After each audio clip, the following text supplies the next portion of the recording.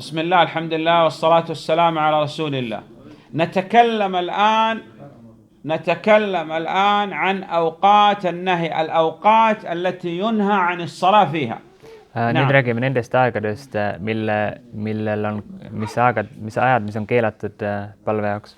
لكن ينهى عن الصلاة فيها النفل المطلق. أما الفرائض النفل المقيد لسبب يعني ذوات الأسباب لا تصلى حتى في هذه الأوقات. نعم. Et ainult sellised vabatahtlikud palved, mis ei ole seotud mingi kindla põhjusega, need on nendel aegadel keelatud, aga nüüd kohustuslikud palvused, neid ikka palvetatakse nendel aegadel ja samuti palvetatakse neid soovituslikke palveid või vabatahtlikke palveid, mis on seotud mingi kindla põhjusega. عندنا أوقات منهي عن الصلاة فيها. الصلاة أي صلاة النفل المطلق هذا. نعم. Et on kindlad ajad, mille puhul on vabatahtlikke palvetamine keelatud, kui need ei ole seotud mingi kindla põhjusega. الأوقات ثلاثة المنهي عن الصلاة فيها. Ja need aegu on 3. من بعد صلاة الفجر إلى أن ترتفع الشمس. Peale fajri palvet kuni päikesetõusuni. نعم. وقبل صلاة الظهر تقريبا بربع ساعة. Ja enne dhuhri palve aega umbes 15 minutit veerand tundi. ومن بعد صلاة العصر إلى أذان المغرب. Ja pärast asri palvet kuni maghribi palve adhanini. نعم.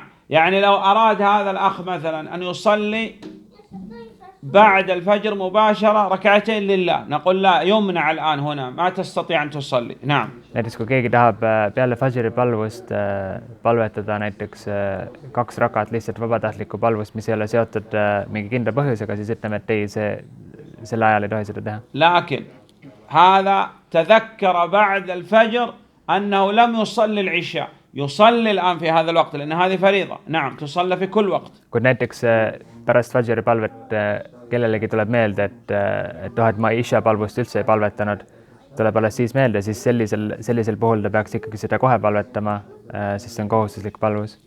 كذلك يصلي تحية المسجد في أوقات النهي. نعم. Samuti palvetatakse see mošee tervitamise palvus 2 rakat nendel keelatud aegadel. كذلك صلاة الاستخارة. Ja näiteks ka istikhara palvus. كذلك سنة الوضوء. Ja samuti peale wudu tegemist see sunnapalvus. وكذلك ركعتي الطواف.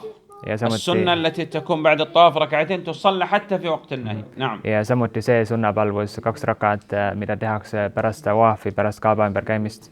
والله أعلم.